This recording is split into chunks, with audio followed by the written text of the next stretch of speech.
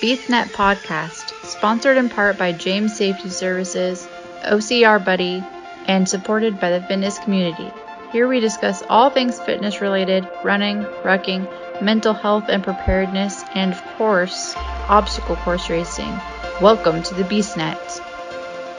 Welcome back to BeastNet podcast. This is Lisa and brother Don and Joey Mcglamory. How's it going? Hey, it's going fantastic. So happy to be on tonight with you guys, both of you. It's very exciting. So before we get into like the bigger stuff with Kilimanjaro and Machu Picchu, how did the race go this last weekend? Because you had quite a few adaptive athletes with you. Wow. Well, it was yet again another unbelievable weekend. And yes, we did. We had two wheelchair athletes on Saturday, and Brian, one-legged beast, was out with us as well on Saturday, and a couple of others. I mean, it's just, I was just talking about this with someone the other day. Yes, you may see wheelchairs, or yeah, you may see this amputee, but there's so many people who just don't understand, and you guys understand this, that just because you don't see some physical disability does not mean you don't have different disabilities on your squad. So yes, we had 4 people on Saturday, and then on Sunday we had five adaptive athletes that we featured, let me put it that way. But here again, we also had our good friend Roger came up from Florida, and so was Brian, one-legged beast. They're both from Florida. But on the course on Sunday, we had 3 cancer survivors, 2 heart attack survivors. Yeah, and then of course along with Erica and Bess, who, by the way, Bess is one of our newest athletes, and she is a C5 incomplete quadriplegic, meaning she should not have mobility at all because her injury at the C5, and then they just called it incomplete because it did not completely just sever, that there was enough there that with lots of hopes and prayers and well wishes, some of it would basically grow back together. And it's happening because she can walk, she can use her arms to a certain degree. One hand she can't close all the way, one hand she can't open all the way. So we were literally her arms, her hands, and her feet this weekend. And if you've seen any of the photos, you saw the smile on her face.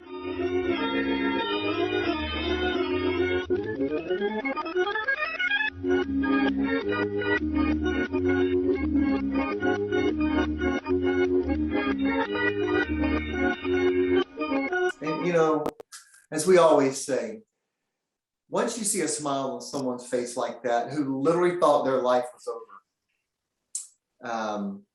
it's worth it all. Worth all, and I don't want to say worth it all. Maybe that's a bad choice of words, because we're just honored and very humbled that we get the chance to show them that there is more that they can do and be a part of. And she is hooked. As a matter of fact, she's coming to Florida with us at the end of the year, and we can talk about that later because we got something huge in store for that one. So yeah, we had a fantastic time this weekend. Had one of the largest turnouts. We had like 27 people on the course for Sunday, which was huge. So we're just thrilled that we get to do this literally every weekend. So. But I was going to say, these last few weeks, I've just been seeing so many posts of all the different races in the Southeast that either yourself or the team have been able to partake in. And here for a quick montage, I'll throw up some pictures that I'll steal from the More Hearts website to show from Facebook what you guys were doing the last few weeks. Because like the pictures of Bess and Roger and Julie's son, and I mean, my favorite. Yes, Brady is really coming out of his shell, because Julie was concerned that he might not, but man, he looks up to Roger. Roger is like his mentor. And you can see photos that, you know, Roger was there with him, had, you know, patting him on the back, encouraging him. And that's what Roger loves to do. He loves to get out there and encourage others. I've been explaining the picture of Roger and Brady where you see them walking away together to people because I know what that picture means. And I think that was probably one of the best pictures of the weekend. Knowing yes, it was, which is why I featured it. And so I've been having to explain that to people, you know, the two backgrounds on the two athletes and the fact that they're out there stepping way outside of their comfort zones and doing these Spartan races. Most definitely. And it is just unbelievable how much Roger has come along in helping others and how much Brady has come out of his shell. I mean, every time that we've had Brady on the course with us, you know, Julie always tears up because she is just so happy and so thrilled that her son wants to do something like this.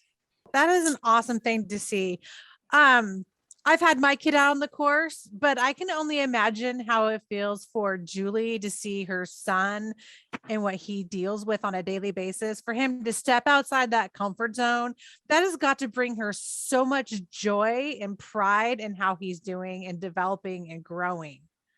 Yes, it does. And which was one reason why I messaged her and asked her, you know, it might be another great opportunity to have Brady come out because Roger's coming up from Florida, and I know how much they really encourage one another, but I know how much Roger encourages Brady, and she's like, oh my gosh, that would be fantastic, let's do it. So, and you can see here again the smiles on the faces, and it makes my heart happy to see that. And of course it makes Zach's heart happy to see that as well, that we're continuing to carry on and grow. I mean, we're growing, and it's amazing.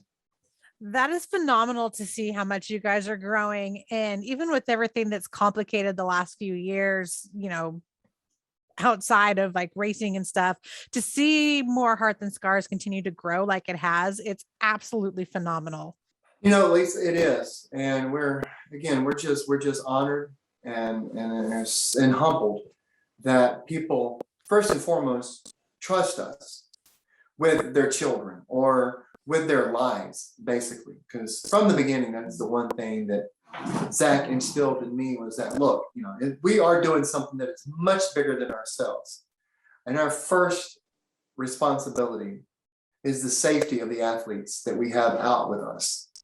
And we truly take that to heart, and we do everything we can to ensure them that they are safe and in great hands when they're out on the course.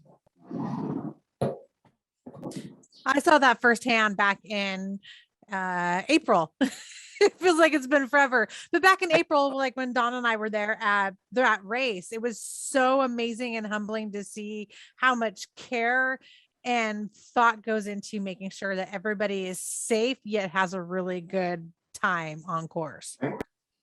Yes, we do. And you know, and what even is better is when we have people who are not part of the organization, who've never been out with us, come up and compliment what we're doing, and that just really is more fuel for our fire, because it's what we need to keep going and to keep doing what we're doing. You know, it's, as you mentioned about the things being tough, you know, there's also the other side of the coin. With everything that's gone on in the last 2 years specifically. Eric and I were talking about this just yesterday, and even the day before that when we were on our way back home, that we both have had so many messages, phone calls, messages on Messenger, text messages of people who are struggling. And thank goodness we can give them an outlet.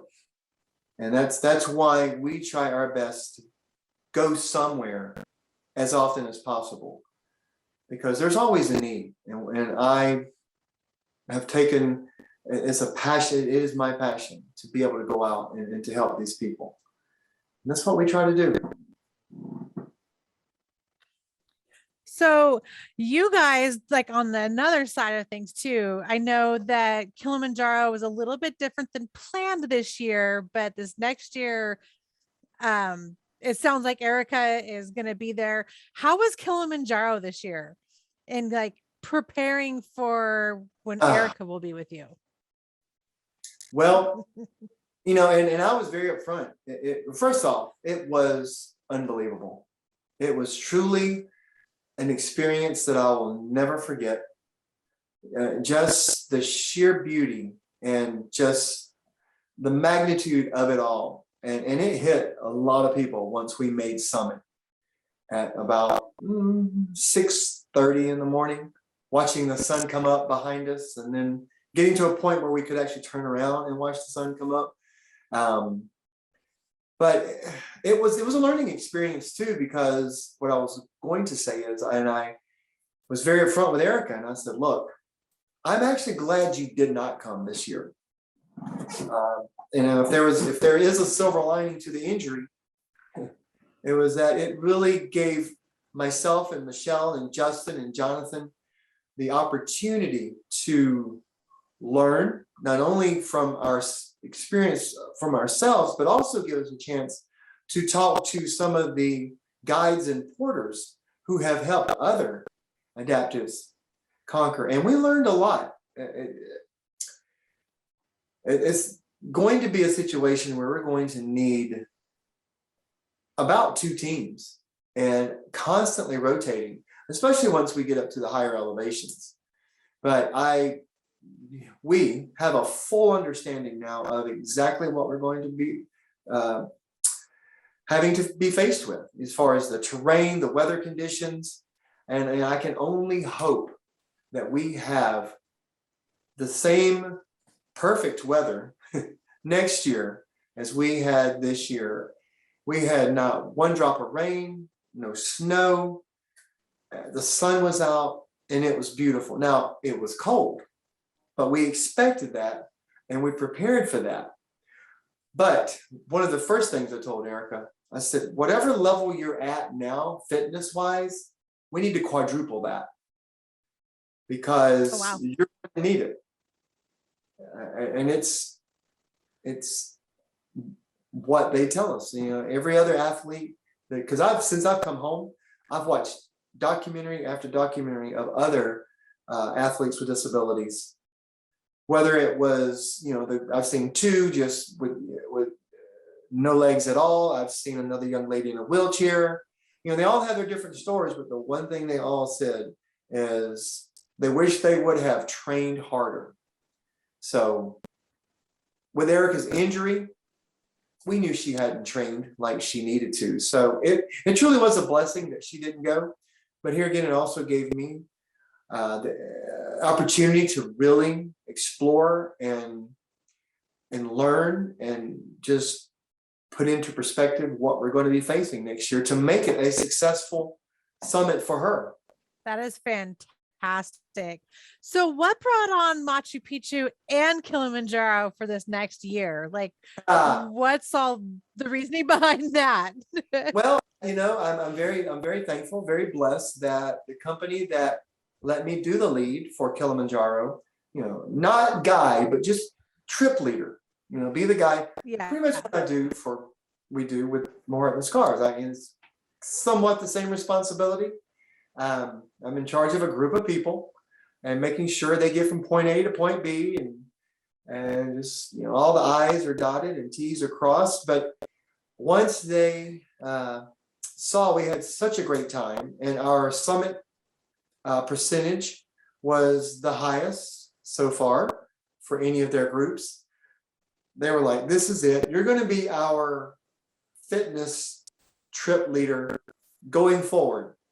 And right off the bat, in May of 2022, we want you to take and lead a group, a little smaller group, to Machu Picchu.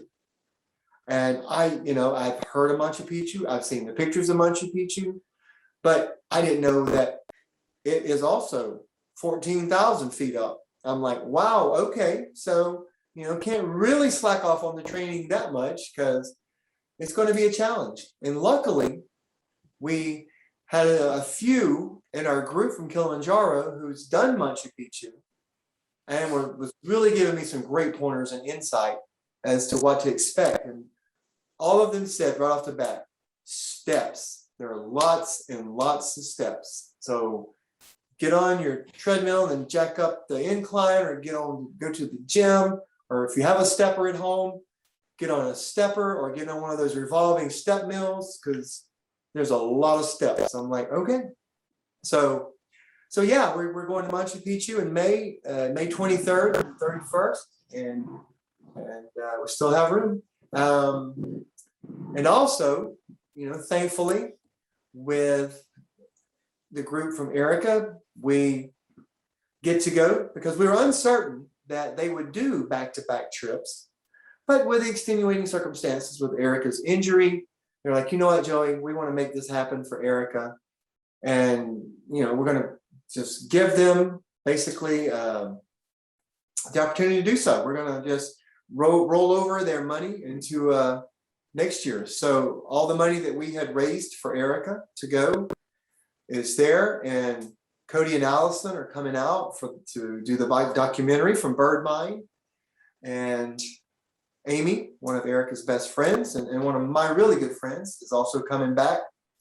And I've already got one of our big brutes, Juan Frank, he's already put down his deposit, coming back. And just yesterday, I got a message from Jonathan, who was with us for this one this year. He's like, man, I got to go to Africa next year because I know you guys need the help, and I know that it's just what I need to do. And so I was like, yes. So I forwarded the message to Erica, and she's like, oh my God, it's going to be so awesome to have two of you that really understand what's going to be happening. So yes, two pretty big trips next year already rolling, getting them signed up.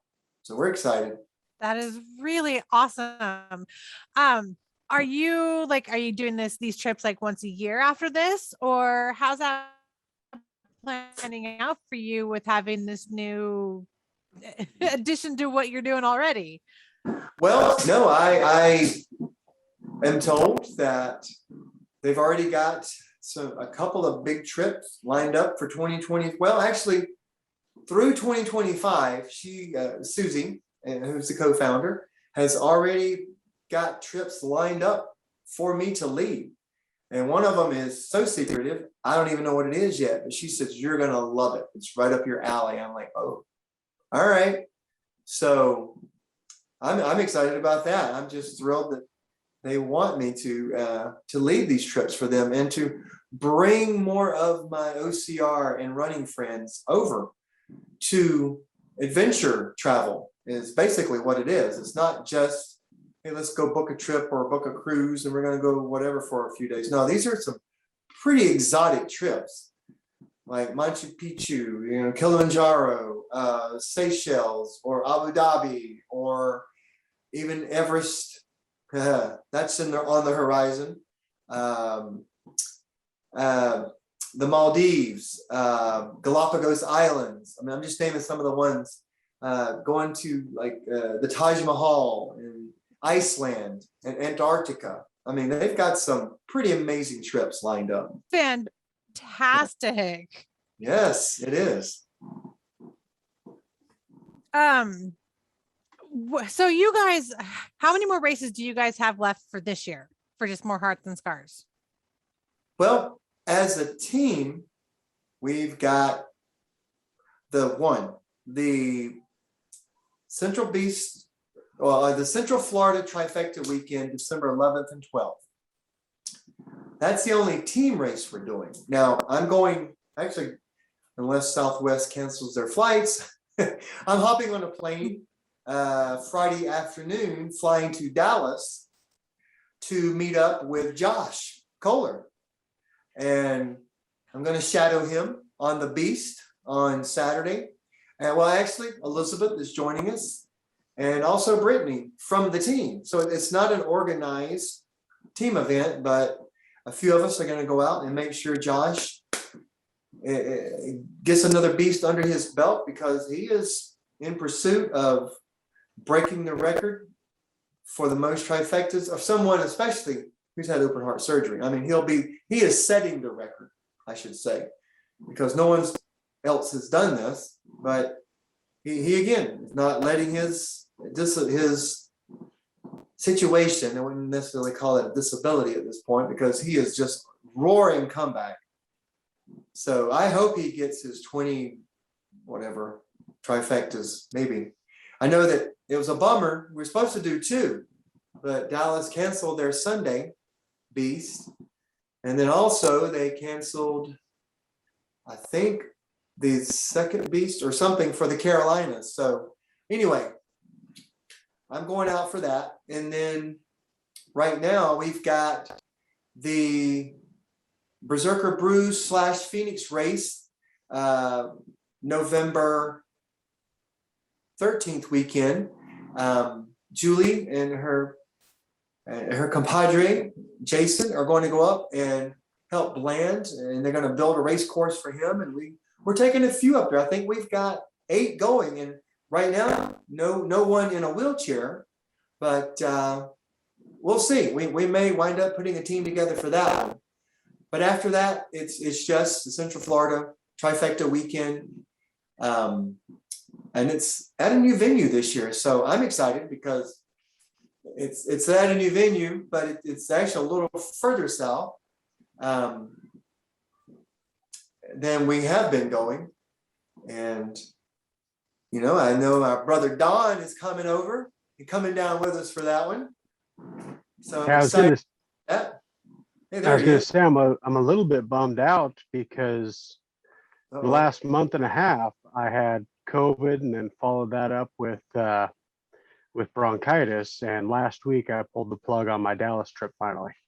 I just have not been able to train at all. So I'm not going to be there this weekend. Pretty Mike, Jody, Andrea, all of them will be down there. Really? Andrea's doing the beast and Jody and Mike are doing the ultra. Oh, okay. Well, so you'll probably come across them in passing. Yeah. I didn't even realize that you were supposed to come to the beast. I'm sorry, brother. Yeah, I was supposed to be down there actually for the ultra. Right. And with all of my training falling apart for the end of August and all of September basically being out, I finally just pulled the plug last week and rebooked all of that stuff to another race. That's sorry. Well, I mean, it is what it is. I'm sure the world is having me do it for a reason. Oh, yes. And like you said, I'll be down there at Central Florida. We'll be doing the beast and the sprint together. And at that race, you were saying you got some big announcements to talk about with that race. Not to steal Lisa's thunder as the host, but you and I were kind of talking offline about that. Yeah. So what's going on at that race? Well, after lots of training and lots of trusting and having conversations with Zachary, we for the first time are going to have 3 wheelchairs on the course at the same time for the sprint on Sunday. We are going to be, we're honored that we're going to have Miss Wheelchair America 2019. Her name is Karen Roy. She and Erica have become good friends. I think they met at an Abilities Expo, and Erica invited her to come out with us for this particular race. And I think it's going to be a perfect opportunity because, it's going to be flat. So she'll get a good taste of what we do and not have to worry about too much up and downs. And I'm sure whoever the race course designer is, they'll find us something to have to go down in and come back up a few times, even if it's the ditch or a creek or something. But so we're going to have Erica, our Miss 2010 Wheelchair America, Miss Karen Roy, our 2019 Miss Wheelchair America, and Beth is coming back to go with us to Florida to do the sprint once again. And maybe the Beast, we're not sure yet. That may be still a bit too much for her. Eric and I are going to be talking to her, but definitely for the sprint. And I tell you, when I mentioned earlier about how much we have grown, you know, we just had here in Atlanta another knighting and daming ceremony. I got the privilege of knighting Mr. Scotty Griffith and Mr. David Barr into the brotherhood of knights with more heart than scars. And Michelle had her first official duty as my dame for Georgia, daming Miss Danita Barr and also Miss Christina Griffith, Scotty's wife, into the sisterhood of the dames. And it was a complete shock for Christina especially. Well, I mean, it was for Danita and David as well, and Scotty, but I kept playing it up so much for Christina. I'm like, you got to come because Scotty's going to get knighted. We need you here because I know it's going to be a big moment for him. And you know, a little bit of background about her. She was there, and so was Scotty. I don't know if you can. That photo below that one, I think, is what I'm pointing at. I don't know if you guys can see much of it in the shot, but that was Erica's first race in 2019. And Christina and Scotty were there for that. And Scotty has been back numerous times. And Christina has been for a couple. And I say that because she, in the last year and a half, maybe 2 years now, she had double knee replacement. And I was there for her comeback race. And it was a very small one, but it was perfect for what she needed. And I have always had it in the back of my mind that if I ever get to the point where I'm running a chapter or president of a chapter, that these two people are going to be two of my staples because they had just been rock solid. Christina, you know, and she is certainly in the category of an adaptive athlete with two metal knees. And Scotty, we call him the quiet man because he doesn't say a lot, but he gets the job done. And Erica was the one that also said, you know what? If you're going to be knighting and daming some people, I want to put in my vote for Christina and Scotty because they have been there for me from day one. And last year we brought David Barr and Danita Weaver onto the team, and Big Papa is what we call him. He, Forming Army guy, he is just a big teddy bear, but he is an amazing man with a huge heart and has a love for adaptive athletes. And Miss Danita, gosh, she has become our team nurse because she is an RN. And I tell you, I couldn't do what I do a lot of times without both of them because there have been many times where the situation called for a nurse or a female who understands wounds and other disabilities. So Danita has been a godsend. Well, David, they all have been a godsend. So I'm bringing them back to Florida with me. And some of the other team members that we've brought on in the last 3 years are coming down with us to make this trip. And we're going to do it. We're going to have 3 teams, and Zach has now committed to coming. Not sure what his role will be other than being Papa Bear and being nervous and, you know, watching out of the corner of both eyes, making sure that everybody's doing what they're supposed to be doing, because you know it's a first, like I said, in More Heart Than Scar history. So I'm 100% confident that the team that I'm assembling is going to get the job done. As a matter of fact, at last count, I already have 19, and that's not including Bess and Erica and Karen. And also one-legged Brian, one-legged Beast, is coming back out for at least the Beast. And depending on how he feels, because that, just having the one good leg, he gets really tired after even a super. And he was also there for Erica's first race in 2019. So he has said, anytime you guys come to Florida, I'm coming out. So he's coming, I guess, over because he lives in that area. And then Roger saying he's coming out. And, as I mentioned before, we're going to have cancer survivors, heart attack survivors. And I'm guessing that probably Josh and his family are coming down for that one. Not sure if we're going to team up with them at any point, but he will definitely be on the course working toward his record-setting year. So, between that and those who with the suicidal ideation or even have attempted suicide, because we will have several of those on the team, depression, anxiety, I think I've mentioned, but maybe I didn't, domestic violence, social anxiety disorder. That's just to name a few. We've got our band of misfits, and we're proud to be out there. So it's going to be huge. Lisa, I really wish you could come out somehow and join us. Well, I do have to say this. I can officially say it at this point.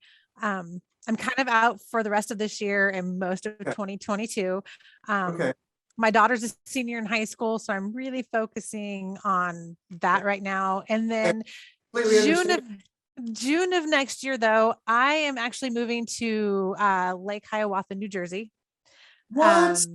I'm engaged and I'm getting, I'm getting married next summer. And so I will be basically the East Coast correspondent for BeastNet at that point in time.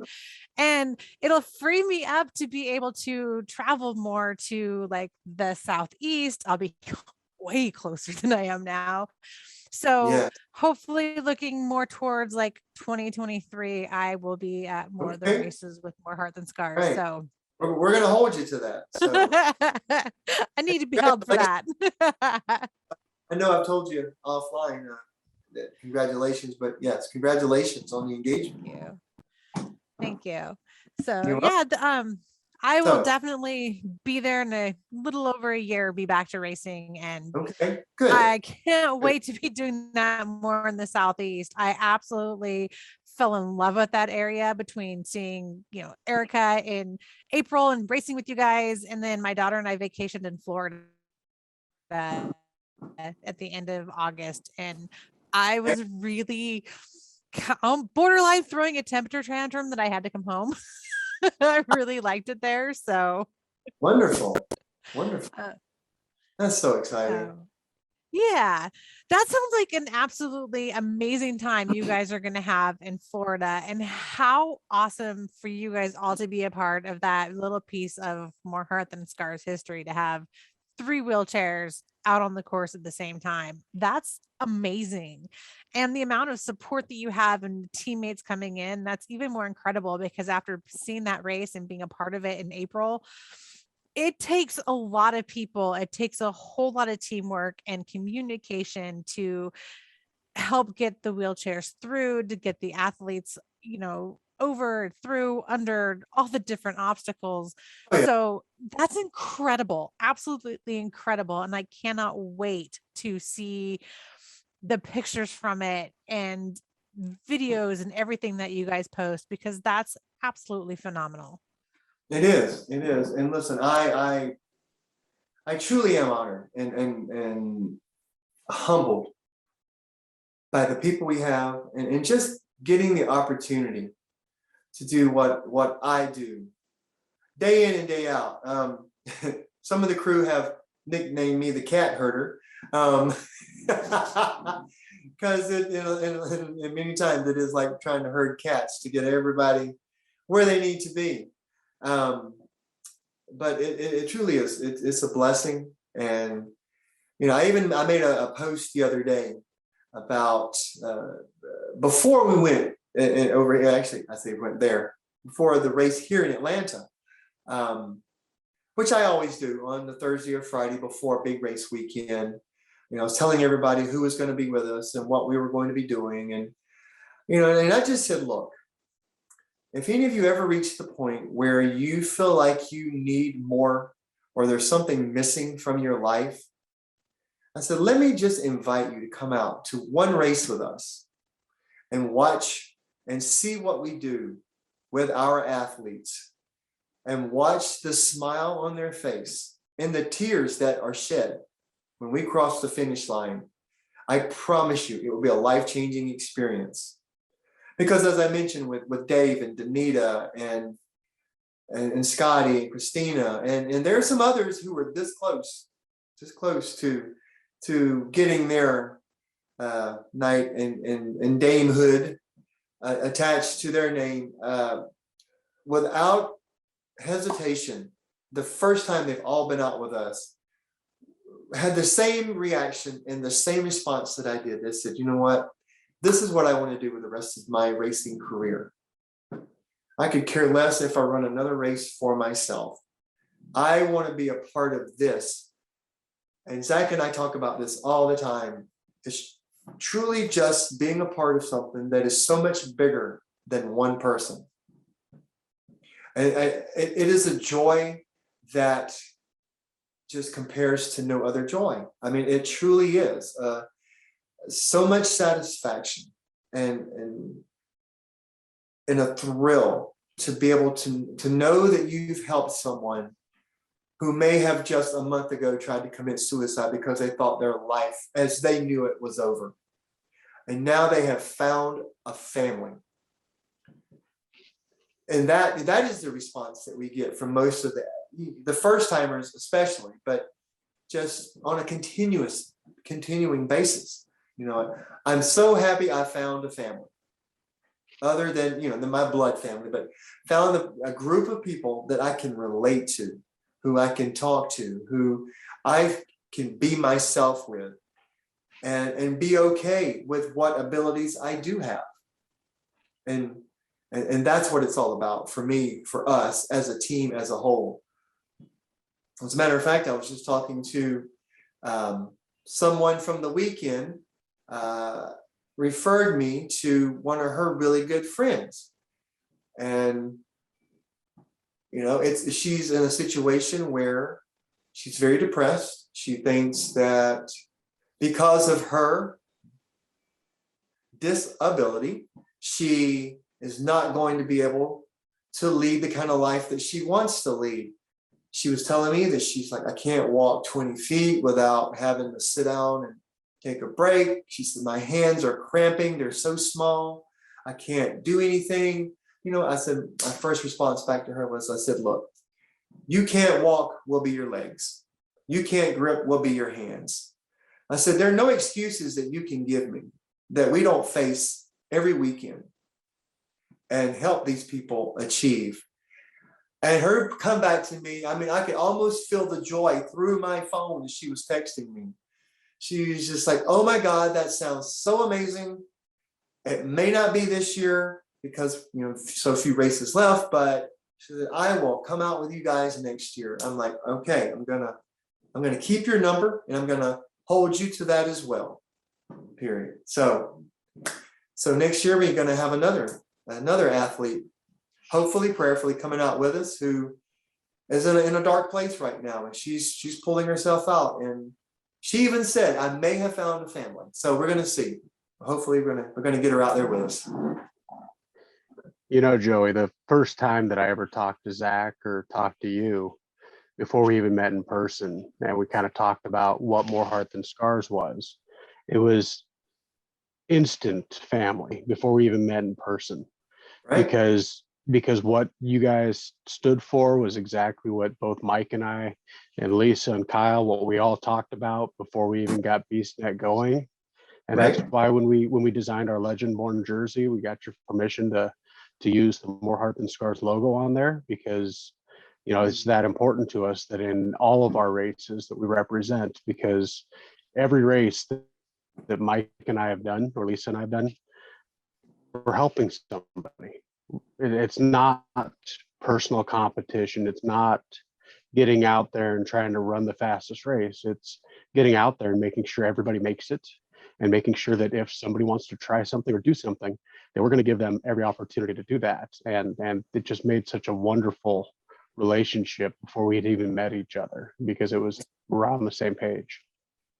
You know, and one thing I didn't mention, and you know, you coming back on screen here, it triggered this for me. But we also had two, for sure, newbies who both are in recovery. One just literally got out of rehab last week, and his father called me and said, "Hey, my son needs your group. Would it be okay if I bring him to the race on Saturday and Sunday and let him come out with you guys?" I said, "By all means. Are you kidding me?" I said, "You know, our founder is 33 years clean and sober. I mean, so yeah, please bring him." And then another young lady who came out with us on Sunday, she herself also is in active recovery. So that is just another huge part of our family, is making sure that we take care of our people who are coming back and fighting those demons of addiction and of drug abuse and alcohol. And which is why we're so thrilled that we have teamed up with the Sober Spartans. And as a matter of fact, we're bringing a few of those with us to help us out in Florida. So that's going to be a thrill. That is really incredible. And also kind of going along with what Dawn said, I think I've only run maybe one race by myself, and it was just one of those races. I had things I needed to work out for myself and didn't. Right. I was in my head and I needed to be there for that race. But all of the races I've been at, I've always been with a team. I've always been with a group of people that not only do we help ourselves, but we help those around us. We cheer everybody on around us. And I have to say, when I was with you guys in April at that race, it brought back a lot of memories for me. After the fact, I was thinking about how I felt like helping everybody and being a part of that and how humbling it was. Before we moved to Washington, my mom worked for the state of Idaho, and she worked with the mentally and physically handicapped. And she helped run the Special Olympics in Idaho during that time. And my childhood, my best memories are helping her as I could as a little kid. Right. I ran medals back and forth to places during the track and field on my tricycle.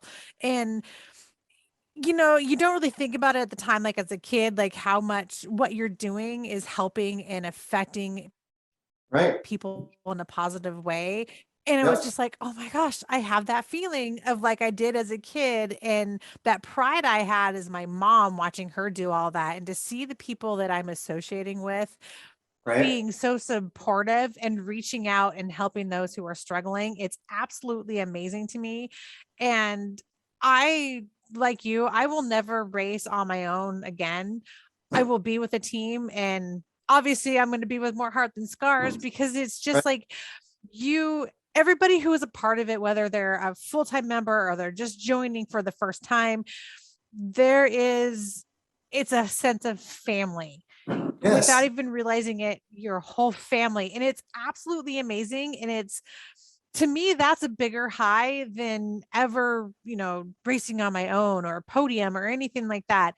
It's the teammate. And to me, that's like the foundation of OCRs and even Spartan, is you help people. I can't even, it's hard to put completely into words, but I'm so glad that we've all connected and are now a part of this giant family.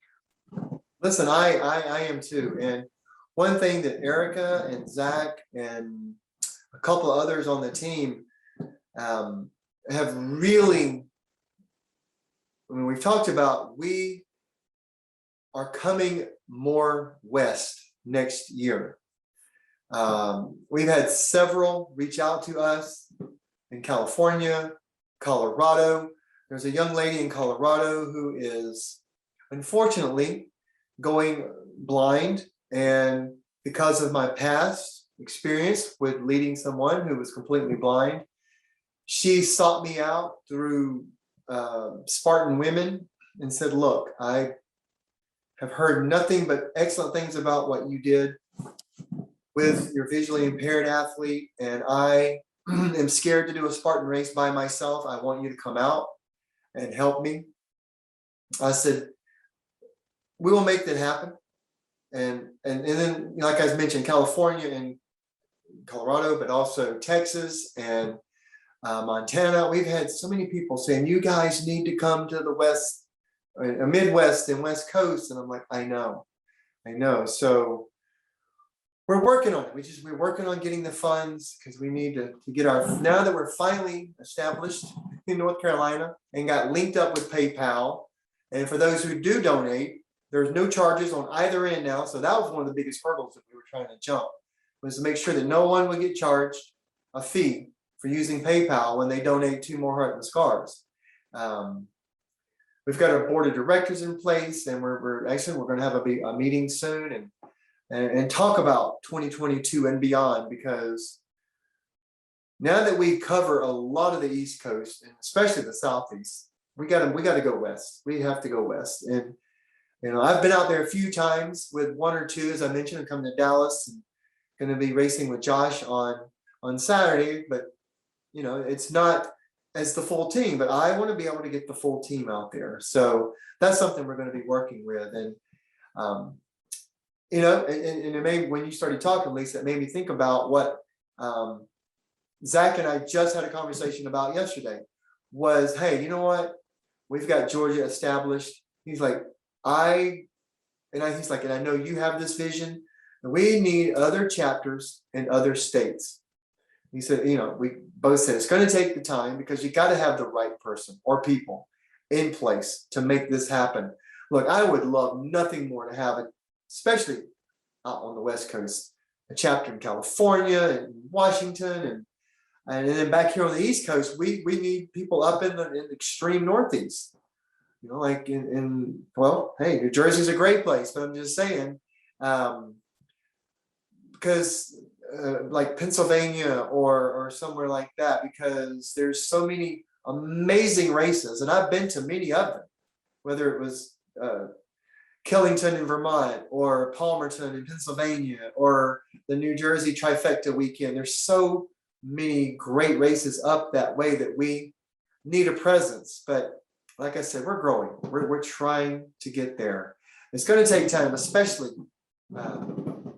having the right people with the right chemistry who have that same heart, like you just talked about, for other for adaptive athletes, and helping others and having that team aspect, and just it's going to happen. It's going to be slow, but we're working on some things. So we'll see how it goes. So I'll just say this. If you guys come to the West Coast in the early part of 2022, I might just have to break my sabbatical from racing and come race with you guys, because that's hard to pass. Listen, I and a few of us, we were actually, before they rescheduled it, we were supposed to come to Big Bear back in the spring. And unfortunately, they rescheduled it for this past weekend. And Josh was out there. As a matter of fact, we were supposed to come with Josh. And we were split, because we already had this huge weekend planned in Atlanta, because Cody from Bird Mind came out, was filming some shots, getting ready for this amazing documentary, pre-documentary for Erica for next year. So, it just really was horrible that both were going on and at the same time on the same weekend, because I really wanted to come to Big Bear, because I haven't done that venue in so long. And Cressa, who is one of our most amazing sponsors and just a great friend of Shower Toga, he was going to be there, and it just didn't work out. So who knows what the schedule is going to be like next year? But one of as I mentioned a few minutes ago, I just not only want to plug his business, but someone who was very a big part, I should say, of us getting to Kilimanjaro this year. Bland Matthews of Berserker Brew Coffee. We, as a surprise for him, well, I had gotten one of his flags. I always try to hang flags and banners of our sponsors at every event. And as a surprise for him, I had everyone on the Kilimanjaro sign his flag. And I knew he had just built a brand new facility. And he said, I'm going to hang this flag on the wall for everybody to see who walks in. He's like, I just think this is so awesome. He was at another race here locally, not even 30 minutes from our house. And I messaged him while he was there, and I was like, dude, you're in my backyard, basically. I'm not going to mail this flag to you. I'm going to bring it to you. So that was a huge surprise for him. So we're thankful for everything that Bland does with Berserker Brew Coffee, just as much as we are very excited for everything that Cresso does with Shower Toga. And of course, Legendborn, who supplies all our jerseys and headbands, and that whole company is just amazing. So we're very thankful for the sponsors that we have. So it's awesome listening to you talk about your sponsors, because the level of appreciation that you give to them and the way that you represent them and anybody who partners up with you, that's something that as you expand to the West Coast or to the Midwest or the Northeast, we're going to have to find more corporate sponsorships. We call it corporate, but Caressa and David and but all those people, they're corporate sponsors, but they're OCR racers. They're people who want to be involved and be out there racing, and it's part of their passion. So we just need to find more people like that on the West Coast that want to help bring you out here. Right. I know there's matter of fact, one of our athletes was at OCR World Championships, and someone, because she had on her hoodie, someone approached her who makes wheelchairs and said, hey, we're based out of California. So I'm getting this person's business card, because I haven't seen Tyra to get the business card from, but I'm going to reach out to this person, because you never know what might happen with just a phone call or a text or even an email. So yeah, and be able to maybe get some more chairs like Excalibur built or something that's a little more useful on the trail, because we've seen some of the issues that we run in with the 3-wheel ones out there. So yeah, so we're definitely looking forward, for more sponsors and getting people on board who see our passion and know what we're all about and want to help us, because people need it. And I mentioned a little bit about this before, but it's been really, really a trying year for many people on many levels. And I personally have had, in the last 15 days, 6 people that I know call me or message me about a family member who has either committed suicide or tried to commit suicide.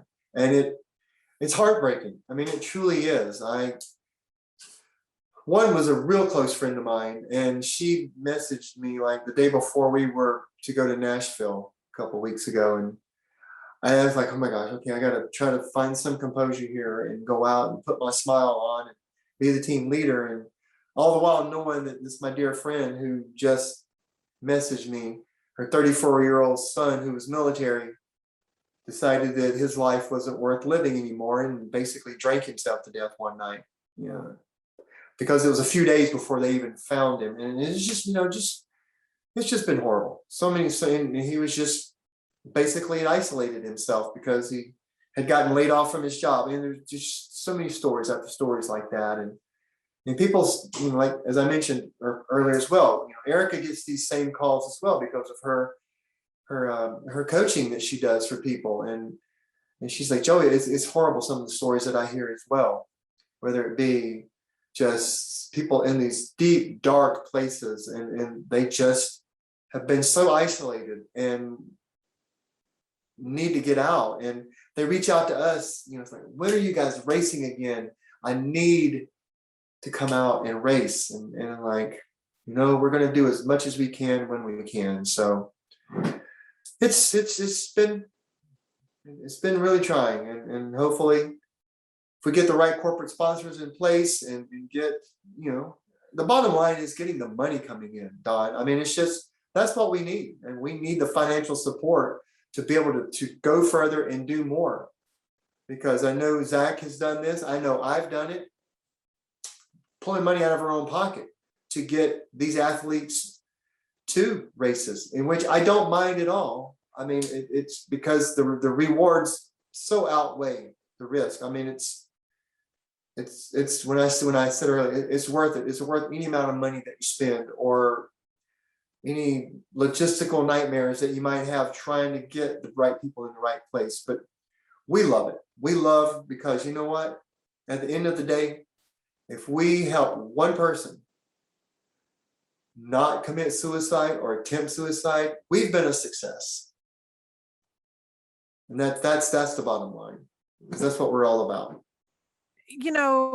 I've had my fiance mentioned that one of his close friends lost one of their kids to suicide, and he didn't give a whole lot of information, but that is something that is so hard for everybody. And I think it's the hardest on the person who has lost that hope. And the fact that you guys promote mental health awareness and support and everything. I've seen some of your posts, and I got to tell you, there are some days where I'm just like, okay, that really hit home. That really hit home. And it's the one thing that I think that whether people say anything or not, I think it's very highly noticed, and those around us see those and they're like, okay, I needed that today. Even if they didn't say it, it's amazing that it still touches everybody. And I love that More Heart Than Scars is very much an advocate of that, along with the advocacy for like the sober Spartans and our adaptive athletes. Like, this team has so much that they're offering to people who are hurting or have been hurt in some way. And I really hope within the next year and maybe 2 years that we are able to help through social media, even through the podcast, to help bring on some more corporate sponsors to really help get this message out, because it's so beneficial. And that's the one thing about More Heart Than Scars and OCR racing. There's something about being on that race course that you're pushed mentally and physically, but when you get to the end of the day, it's like, I needed that. I found that outlet that I didn't know that I needed, or that I knew I needed, but I wasn't sure what to do with it. And it's incredible when you find that. And when you start seeing people like have that moment, they're like, oh my gosh. And it becomes like, I wouldn't say obsession, but it becomes a passion for them to continue to do OCR races. There's been a couple times, Jody, who's a part of us, we were at a Spartan race a couple of years ago, and both of us we were struggling, and she casually dropped into the conversation. She's like, the festival's right there. And I just looked at her and I'm like, you are not allowed to casually quit. And she just kind of looked at me and I'm like, yeah, I heard that. I'm just going to casually ignore that little drop about just giving up. And that has actually become like a joke between the two of us. If I can't race with her, and I haven't for a while, I will send her a voice message on race day and say, just so you know, you are not allowed to casually quit. And it's kind of like a little pep talk. And that's, I think that's something with More Heart Than Scars. You just can't quit. You can't quit. No, we, you will not quit. And, that's, since, in the last 3 years, and we may have spoke about this last time, but I've now gotten my peer support and recovery coaching certification. and my mental health and wellness coaching certification. And as I mentioned, I think Dawn was on the screen about one of my dear friends who called me about her son. That was the first thing that she typed in her message was, whatever you do not stop posting on mental health. Because right now I'm hanging on by a thread, and I'm almost saying this verbatim. Right now I'm hanging on by a thread. My son was just found dead. He literally drank himself to death. And what you said in one of your posts is what's keeping me from not losing it myself right now. So, she said again, so please don't ever stop. And I think I may have paraphrased it, but I got her permission. And I said, do you mind if I share this? Because people need to know this. And throughout this whole pandemic, there's been so much focus on so much negative. And yes, I don't want to say it's negative, but we certainly have not put enough attention on the people who are struggling mentally with mental health and wellness, because I get daily emails and updates, and Lisa and Don, it is unbelievable the statistics now for people who've committed suicide, attempted suicide. The drug and rehab facilities are overflowing. The mental health hospitals are overflowing. It's just mind blowing. And what's even, I don't want to say more sad, but part of that sad statistic is it is the highest in the 13 to 17-year-old range. And a lot of it has to do with social media bullying and peer pressure and isolation. And it's very sad. It is truly very sad. And also, I've just heard from this report that I get from the Veterans Administration that even the VA hospitals are overflowing, and they're having to turn veterans away at a rate that they are too embarrassed to even talk about because they're full. I mean, it's very sad, which is why I have made it a mission. I started 7 years ago, and this is not a pat on my back. This is just my passion, and it's my mission to spread the awareness for mental health and also for suicide awareness. Started 7 years ago with a 22 push-up challenge, and I've never stopped. It used to be once on Wednesdays because of Warrior Wednesday. But then when another dear friend of mine committed suicide 2 years and 465 days ago, I started doing push-ups every day and posting it every day because, like I said, the statistics are going through the roof, and we're up to 135 people a day. Yes, the largest number of that is in the veteran and the military population who commit suicide, but the numbers are growing in the other populations as well. And it's up to 135 a day. And as long as I can draw breath, as long as I physically can do it, I am going to keep doing my push-ups, and I'm going to keep posting my mental health awareness and suicide awareness posts, because we need that out there, because the stigma is horrible. And that's my passion, is to help break the stigma and let everybody out there know that, look, if you're suffering, talk to somebody, whether it's a professional or a friend, and tell them what's going on. And for those of us who thankfully are not suffering, if you notice the warning signs, or if you don't know the warning signs, learn them. And if you see someone who's struggling, or you think maybe they're struggling, you know what? Just ask them, hey, are you okay? What's going on? I mean, sometimes that's all it takes, is just a kind word and to show someone that you care. So anyway, sorry, I could talk about this all night, but. Yeah, Joey, you and I probably need to just sit down and do a whole episode on mental health. Yeah. I personally, I fell off the push-up wagon when my granddaughter got placed with me. Right. Being awake for 24 hours a day, I just kind of lost my passion a little bit. But talking with you and remembering why I was doing it, I think we're going to start that back up, because it doesn't get to the West Coast if I don't do it too. Right. So, well, thank you, brother. I hope you do. Yeah, it'd be amazing. I miss seeing your post every morning. Yeah, it's killing me. We're kind of running up against the time right now. Yeah. Oh gosh. Yeah, we have been. See, we could.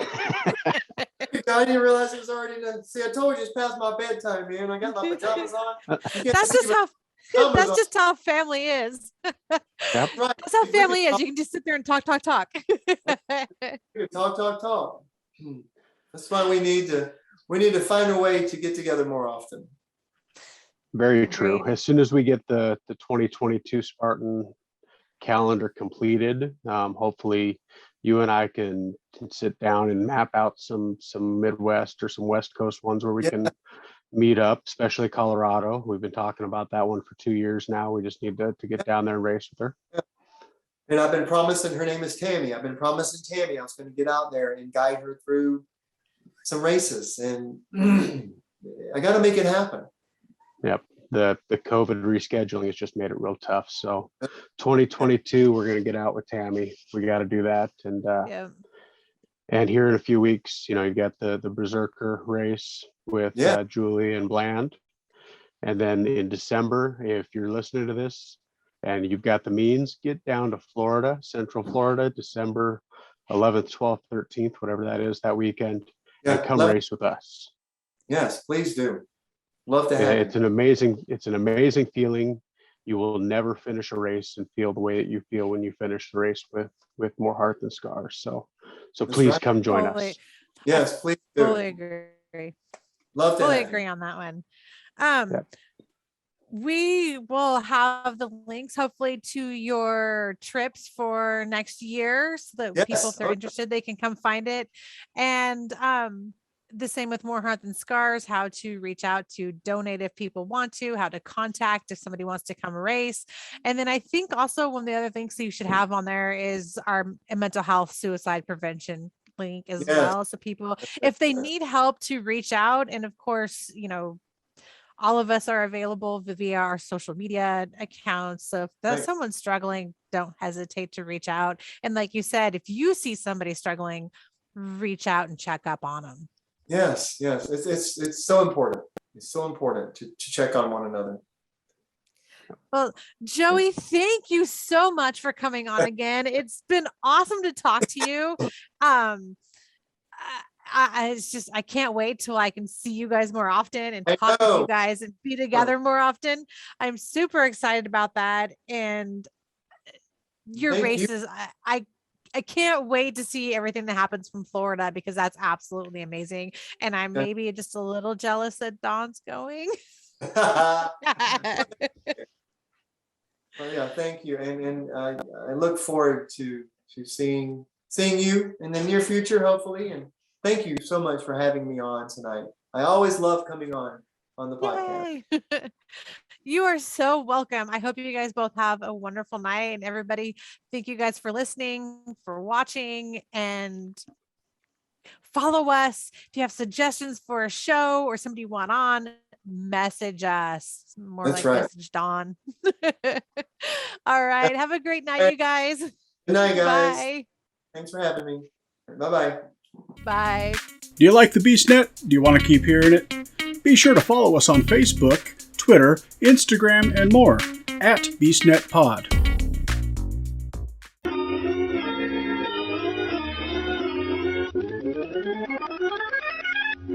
Thanks for listening to the BeastNet podcast. If you haven't done it yet, find us on Facebook, like and share the podcast.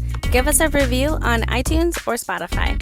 All these things will help to expand the show in the future. Don't forget to subscribe and let us know what you think and what you'd like to hear.